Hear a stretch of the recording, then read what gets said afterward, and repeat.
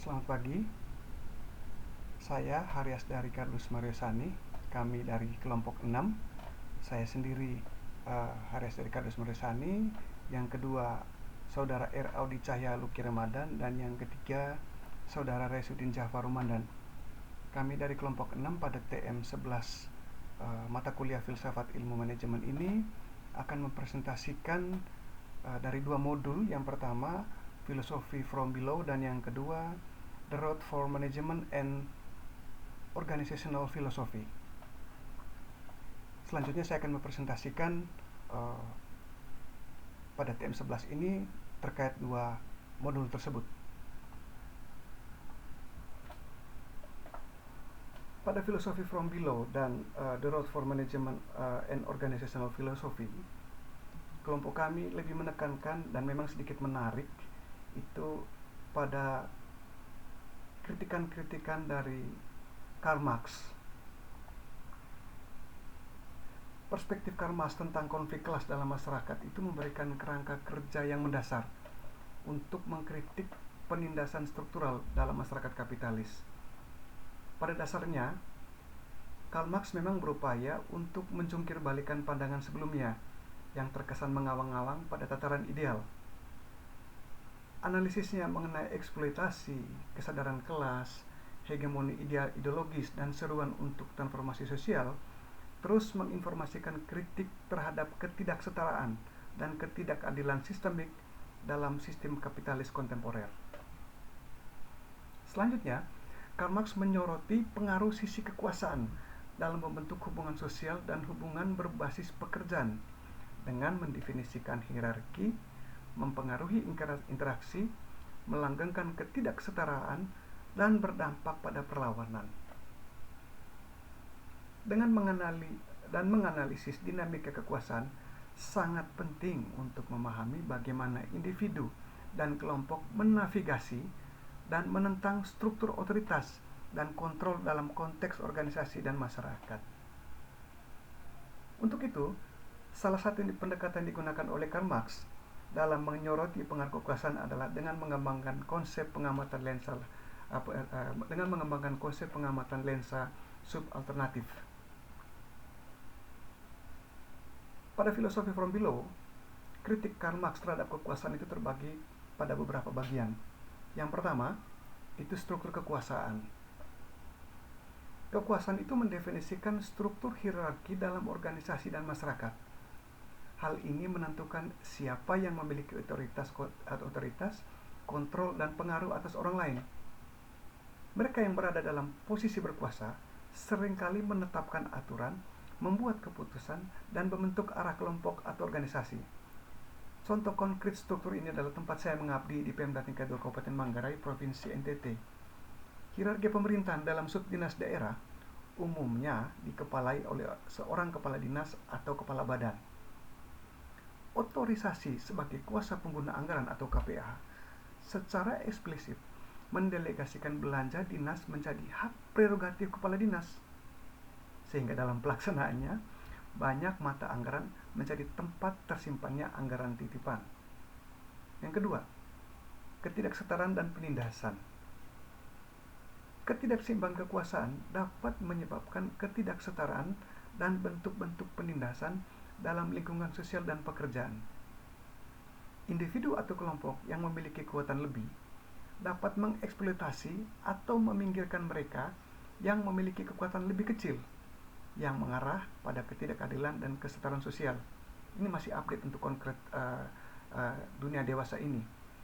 Contoh penindasan kedinasan adalah ketika bendahara diarahkan untuk menyiapkan anggaran taktis jika ada kunjungan kedinasan dari instansi vertikal, misalnya dari pusat atau dari provinsi yang turun ke daerah, yang mestinya secara implisit tidak tercatat dalam mata anggaran dinas dalam berupa-rupa bentuknya. Yang ketiga, kekuasaan dalam bentuk perlawanan dan agensi. Memahami dinamika kekuasaan sangat penting untuk mengenali bagaimana individu dan kelompok melawan struktur yang menindas dan menegaskan agensi mereka. Kelompok subalternatif seringkali menavigasi hubungan kekuasaan untuk mengukir ruang agensi bagi diri mereka sendiri, menantang narasi dan struktur yang dominan. Umumnya untuk model ini, perlawanan biasanya tidak dilakukan secara frontal kepada atasan. Ini tadi contoh dalam tempat saya mengabdi, melainkan dalam bentuk markup atau manipulasi anggaran kegiatan, melaporkan sesuai anggaran, namun dalam pelaksanaannya tidak demikian. Istilahnya itu ABS, asal bapak senang. Yang keempat, perspektif kolonial dan pasca kolonial. Ini masih ada kaitan dengan kritik Karl Marx terhadap perkembangan dunia saat ini. Hubungan kekuasaan telah menjadi pusat dari studi kolonial dan pasca kolonial yang mengungkapkan bagaimana kekuasaan kolonial dibangun dan dipertahankan melalui manipulasi pengetahuan dan otoritas.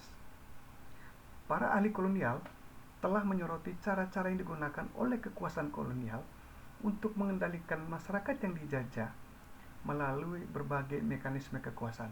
Sebagai contoh, mengetik surat dinas, tugas harian seorang staf yang seharusnya menjadi tugas staf, namun karena kurangnya pemahaman tentang teknologi komputer, staf yang senior dan jauh lebih senior dari umur tidak mampu menyelesaikannya, sehingga mau tidak mau, junior yang lebih muda dengan pangkat yang lebih tinggi kadang-kadang harus mengambil alih tugas staf tersebut. Jadi masih ada kaitan perspektif kolonial dan pasca kolonial. Yang kelima, perjuangan kelas dan keterasingan pekerja.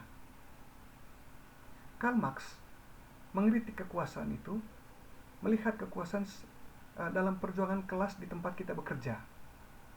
Pekerja dalam hal ini pegawai negeri sipil atau ASN di tingkat daerah dapat menawan disiplin kapitalis dan menegaskan agensi mereka melalui bentuk perlawanan seperti pemogokan atau tawar-menawar kolektif.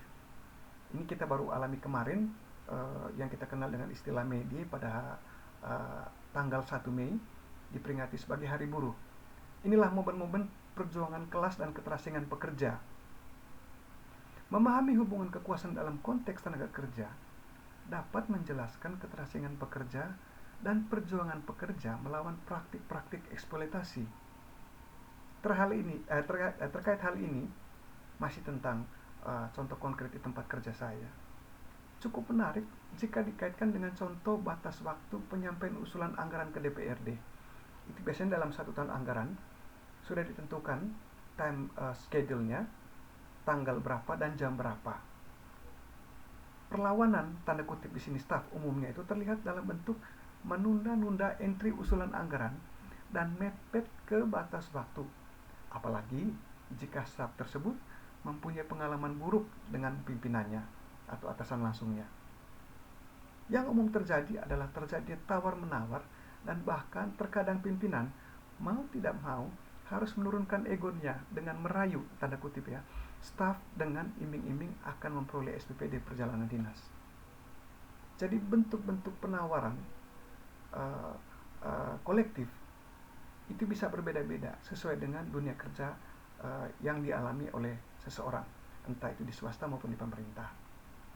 Kesimpulan, memperhatikan 2 modul Philosophy from Below dan The Road for Management and Organizational Philosophy, Karl Marx berpandangan terhadap kekuasaan dapat disimpulkan sebagai perspektif masyarakat tentang kapitalis yang menekankan pada peran eksploitasi, keterasingan, konflik kelas, dan hegemoni ideologis dalam melanggengkan penindasan dan ketidaksetaraan sosial.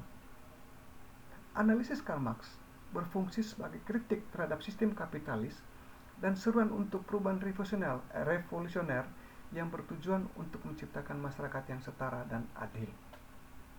Artinya, meskipun Karl Marx hidup di zaman komunisme, ide pemikirannya tentang perlawanan terhadap kekuasaan itu saya kira masih aktif hingga saat ini.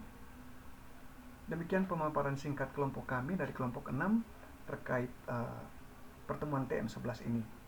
Akhir kata, jika ada yang kurang berkenan, kami mohon maaf. Selebihnya kami kembalikan kepada Ibu Profesor sebagai pengampu mata kuliah ini.